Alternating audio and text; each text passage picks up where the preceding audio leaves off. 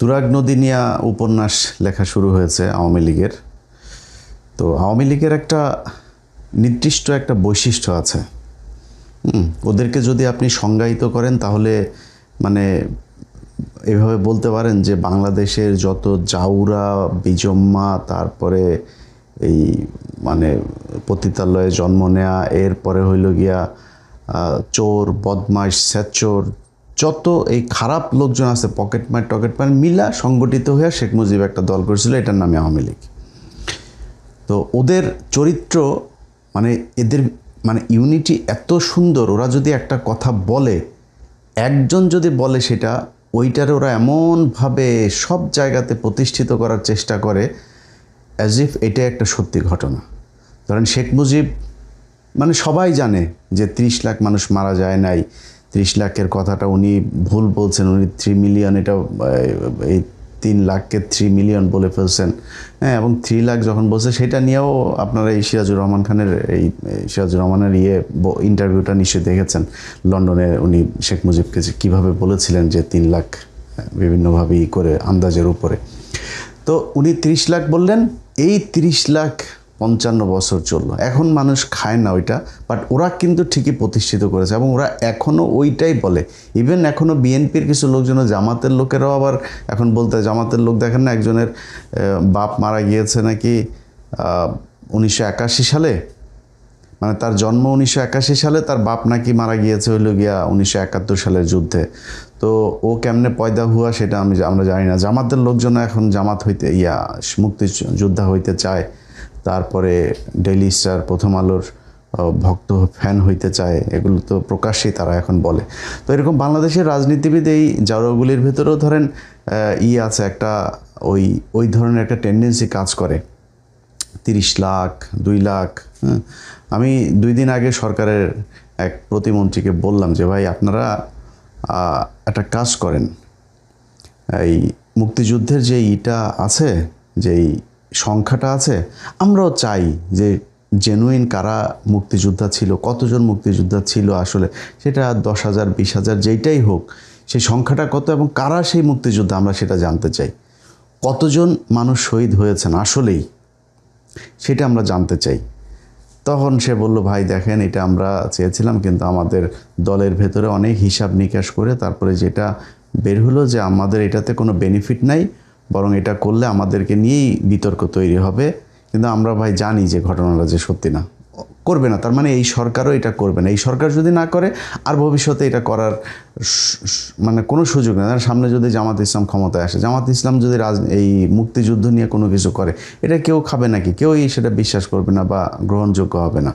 যে কারণে বিএনপির হাতে সুযোগ ছিল এবং আজ থেকে 10 বছর 5 বছর পরে মুক্তিযোদ্ধারা কেউই বেঁচে থাকবে না। কারণ 1971 সাল থেকে ধরেন অলরেডি প্রায় এদিকে 30, এদিকে 30-60 বছর, 10 বছর পরে থাকবে না বেশিরভাগই। যে কারণে আমরা চেয়েছিলাম যে এইবার হবে কি না, তো এবার হচ্ছে না। অতএব আমাদের এই যে মিথ্যা কথাটা ওর বাপ শিখিয়ে দিয়ে গিয়েছে, সেই মিথ্যা কথাটা বিএনপি, জামাত, সাধারণ মানুষ সবাই ওইটাই বলছে। এবং এই যে আজকে দেখেন কত বদমাইশ জাউরা হইলে পারে একটা মানুষ আওয়ামী লীগ করতে পারে। ওরা কথা বলে এখন পুলিশ হত্যার বিচার করবে ওরা। এতগুলো নিরীহ ছেলে পেলে, ছোট ছোট বাচ্চাদেরকে ওরা মানুষের চোখের সামনে, মানে এখন তার মুজিবের সময় না যে ওই জাসদ গণবাহিনী এদের লোকজনরে মারবেন, আমরা চোখে দেখব না, ভিজুয়াল কোনো কিছু নাই, এখন তো সব চোখের সামনে ঘটেছে। পৃথিবীর সবচাইতে বড় সংস্থা সে জাতিসংঘ তাদের প্রতিবেদনে বলেছে যে তারা এই এতগুলো মানুষ মানে তারা 1400 জনের তালিকা করেছে, যদিও সেটার সংখ্যা আরও কিছু বেশি।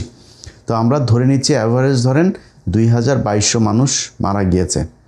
ওরা আছে আপনার ওই পুলিশ হত্যার নাকি ওরা বিচার করবে। এখন ওরা হুমকি দেওয়া যায়, আরে বেটা, তোর বাপেরা যেই কয়টা দেশে থাকে, এই কয়টাই বাপ টাপ ডাইকা, দুলাভাই ডাইকা, কেউ বিএনপিতে, কেউ জামাতে, কেউ বিভিন্ন পার্টিতে ছুটাছুটি করছে। ওরা হুমকে দেয়, আবার আমরা বিচার করব, আবার আমরা এই করব, এইটা করলে ওইটা করে ফেলবো, এই সিরে ফেলবো, ওই সিরে ফেলবো, ওরা হুমকি দেয়। বেটা মনে কর তুরাগের যে ঘটনা, তুরাগে তোদের 3 জনকে বা 7 জনকে এই সরকার গুম করেছে, একটু এখন মানে আপাতত ধরে নেয়।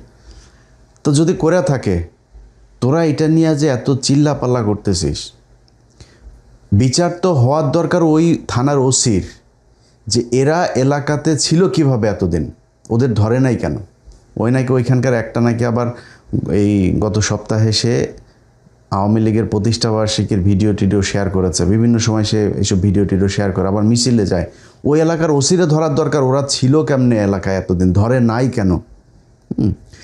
আর এই মারা টারার ঘটনা যদি তোদেরকে বলা হয়, তোরা যে এখন ফেসবুকে বিদেশে বসে বসে তারপরে এই যে যারা যারা বলিস, তোরা যেই কাজগুলো করে আসছিস, এর এর চাইতে খারাপ কোনো কাজ কি পৃথিবীর কোনো সরকার করতে পারবে?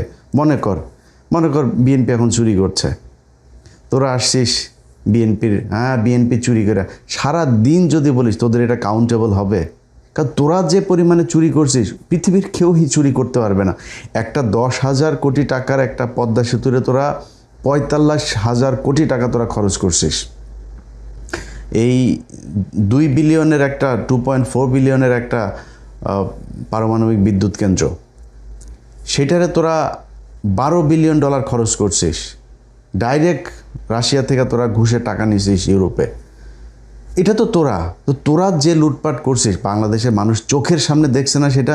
তোরা এখন যদি বলিস যে বিএনপি লুটপাট করেছে, লাভ আছে? ওরা এখন একজন আটক হইলেই বলে যে স্বৈরাচারী কায়দায় আমাদের এই অমুক নেতাকে আটক করেছে। আরে বেটা, তোরা কি করছিস কয়দিন আগে? তোরা 3 জনের পাওয়া গিয়েছে, মরদেহ পাওয়া গিয়েছে, তোরা 7 জনের মেরে ফেলছিস এই শীতলক্ষায়। তোরা এমন কোনো দিন নাই জঙ্গি নাটক করে মানুষ মারতি না।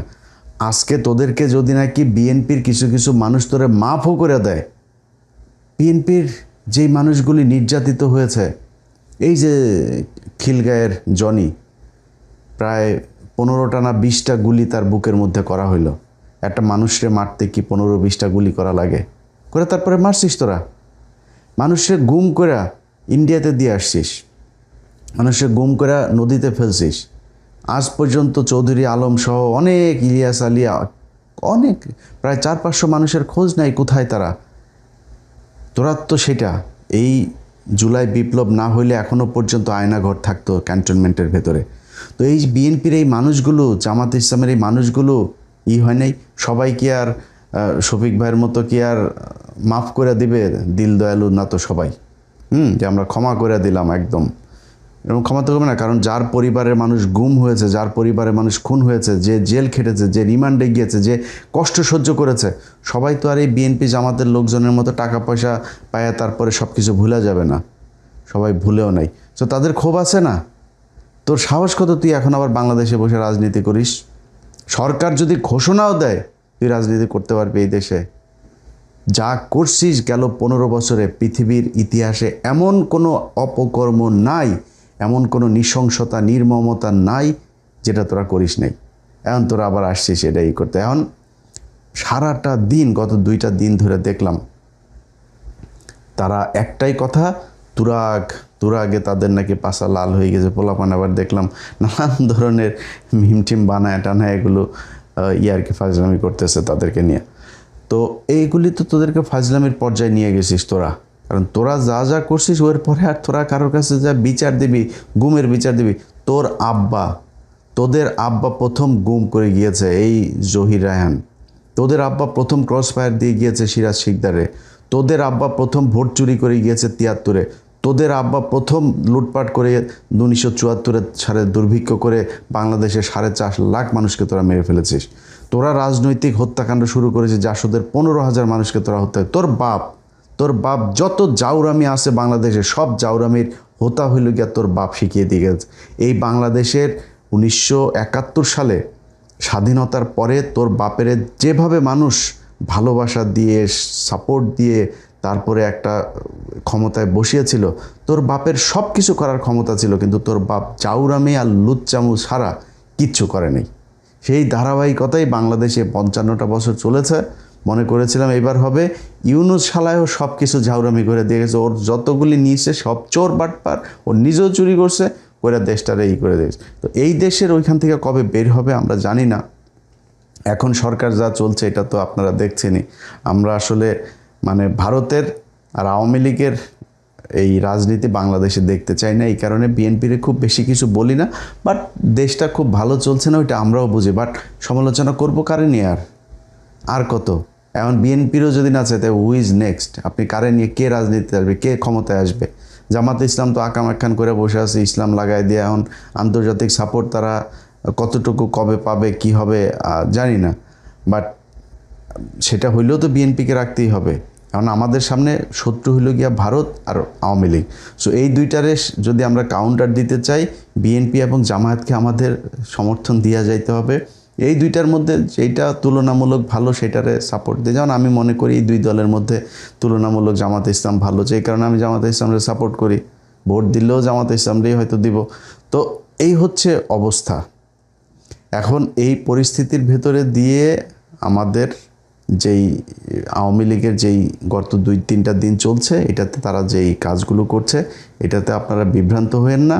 আওয়ামী লীগের কাজই হলো গিয়ে এইসব গুজব ছড়ানো এবং এই ধরনের ঘটনাকে দিয়ে তারা ইস্টাবলিশ করে। এই যে এক জাহানারা ইমাম দেখছেন না, এক ওরা মারা গিয়েছে, যে তার গালিটা দিলাম না, এই মাতারই ছিল হইল গিয়ে আপনার এই যে মানে এই এখনকার এই যে তসলিমা নাসরিন টাসরিন দেখেন না, এটার পূর্বসূরি এই বদমাইশ, এটা ইন্ডিয়ান রয়ের টাকায় করতো। অনেক মানুষজন এখন বিএনপির লোকজন আবার দেখি কেউ কেউ জাহানারা ইমামের ব্যাপারে ওই যে ছাত্র শিবিরের একজন জাকসুর হচ্ছে গিয়ে আপনার সাধারণ সম্পাদক বোধহয়, জিএস বোধহয়। তো জিএস সে একটা কথা বলেছে যে জাহানারা ইমামকে বলেছে জাহান্নামের ইমাম। জাহান্নামের ইমাম কি? জাহান্নামে ওর সেটার মধ্যে কয়টা বাঁশ আছে ঢুকানো, ওইটা এখন যদি আমরা দেখতে পারতাম তাহলে দেখানো যাইত।